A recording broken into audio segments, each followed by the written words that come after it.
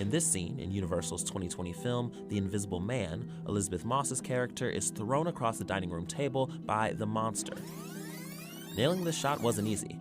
It involved 2 stunt performers, one of whom was in a green suit, various ropes, a VFX team, and the precise movements of a robotic motion-controlled camera. Now, compare that to the original 1933 film. The main character is also invisible, and while they did use some practical effects to move objects around, for most of the movie, he's simply covered in bandages. The new movie couldn't rely on just hitting strings and bandages for a cheap scare. It shakes you to the core by using innovative effects and smart filmmaking techniques to make the audience terrified of something they can't even see, an upgrade to a classic monster that is much more real and terrifying this time around. Now warning, spoilers ahead if you haven't seen the movie. To see how far we've come, we have to look back to 1933 and to this man, Claude Rains. He's the actor who played the Invisible Man in that film. To create the illusion that Rains was invisible, the filmmakers wrapped parts of him in black velvet and filmed him in front of a black background. This made whatever part of his body that was supposed to be invisible seem to disappear. Look, he's all eaten away. Otherwise, the rest of his clothes appeared to float in the air, a gimmicky look they tried to avoid in the new film. For the 2020 remake, they decided to make the Invisible Man, Adrian Griffin, completely invisible, making him a more mysterious and unknown figure.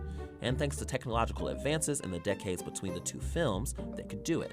But Elizabeth Moss and the rest of the cast still had to have something to react to. This required a stunt performer in a green suit. The stuntman would help guide the actors and interact with them for the fight scenes, like the one in the kitchen. They used a robotic camera rig that could be programmed to shoot each take with the exact same timing and movement. This allowed them to capture both the take with the stuntman and one clean take without him. Editors could then merge the 2 shots and digitally erase him afterwards. Let's look at that kitchen scene again, as an example of how this technique would work. First, they would film Moss as she was about to be thrown. Then they would swap her out with a stunt woman. She would be attached to a rope for support, and the stuntman in the green suit would throw her across the table.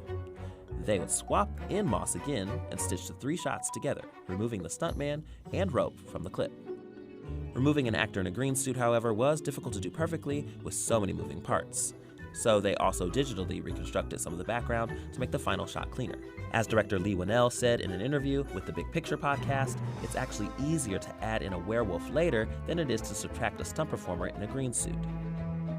By rendering him completely invisible, it was up to the audience to guess where he was, without a floating hat or sunglasses to guide them. And when he made himself known through violence, it felt more like a real person was actually there attacking, which made the new film much more unsettling than the original. But not every scene required the actor in a green suit. Some of the most tension-filled moments were the ambiguous ones, when the audience doesn't know if Adrian is there or not. This required some clever cinematography. One way they made the Invisible Man seem so real without using any VFX was through frequent, calculated panning shots. In most films, regardless of the genre, the camera pans to a specific character or object to focus the audience's attention. Take a look at this scene from The Revenant. The camera pans to the left to show the bear approaching Hugh from the woods. And in The Shining, while Danny is hiding in the maze, we see the camera pan to the path, showing his father limping around with an axe. We as the audience have come to expect someone, or something, to be in this space after a pan. But the Invisible Man subverts our expectations and pans to nothingness, just an empty space. When the camera stops, Adrian should be there, but he isn't, and this creates a sense of uneasiness for the viewer, putting us in the mind of Cecilia, where we also feel haunted by an invisible threat. The other key to making the cinematography scary was to use the negative space. Basically, they filmed lots of empty spaces where the characters might be, even though you can't actually see him, and the audience is never quite sure. Much of this was accomplished through unusual framing, leaving extra space around or behind Cecilia. You assume he's standing in the corner or sitting in the chair, which makes the audience uneasy. For example, look at the interrogation scene. The corner of the room is bare and in frame. Cecilia and the audience assume he's standing right there in the shot, listening to everything. One of the kitchen scenes is a wide still shot. It lingers there for a long time after Cecilia leaves the frame. This was intended to be a moment for the audience to frantically search the image for any signs of Adrian. Winnell says he wanted you to be afraid you would miss something. The director confirmed that the Invisible Man is in most of those shots, but only he knows exactly which ones, and there are only a few where the character is not present where we'd think he might be. Aside from using the camera to film negative spaces, they also used it as if it was a character of its own at certain points in the movie. The same robotic motion-controlled camera used for the kitchen scene we mentioned earlier had precise controlled movements just like Adrian, since the camera represents his presence in a lot of the movie. For example, in the hallway scene at the psychiatric hospital, watch as it quickly darts back and forth and even bends to the side. You feel like you're looking through Adrian's eyes as he goes on his murder spree.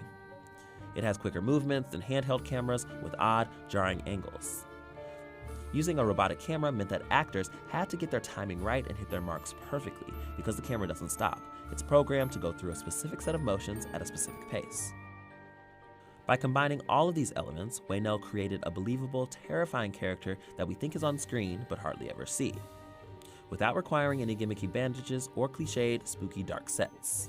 The Invisible Man managed to turn a small $7 million budget into a big scare, and it worked, ultimately, because it's often what isn't there that can scare you the most.